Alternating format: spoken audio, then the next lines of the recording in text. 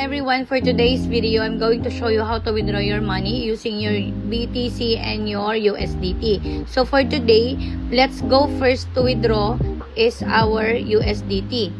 So we have 179.25. Let's go to dashboard and click withdrawal, and you need to click the USDT. So let's go. So you need to click the USDT, and then you need to put how much you want to withdraw. So I put 179, and we have the gas fee of 0.4 USDT.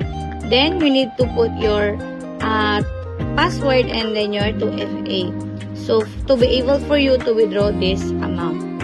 Then after that, you can go to Google Authenticator. Just copy that one and put it your 6-digit number there. Then let's confirm. As you can see, this withdrawal is very fast because after a few seconds, you can see it in your Trust Wallet.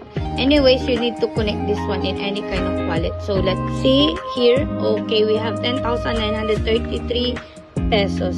It's already received. It's just a second. You know, this is the power of Hashnet. Now, let's go to withdraw our BTC. So, I want to show you again. Same thing. You need to click the BTC. Just click withdrawal. Then, you need to go directly to this area. Now, same thing. Let's go to withdrawal. Let's click the BTC. You can see here. There. $138. And then click withdrawal. After that, you need to click the BTC wallet. Then click next. And then make sure you put your withdrawal amount. And then password and the 2FA. So this is very easy, you know. The power of the Hashnet is, oh my god, this is very amazing opportunity for all of us, guys. So what are you waiting for?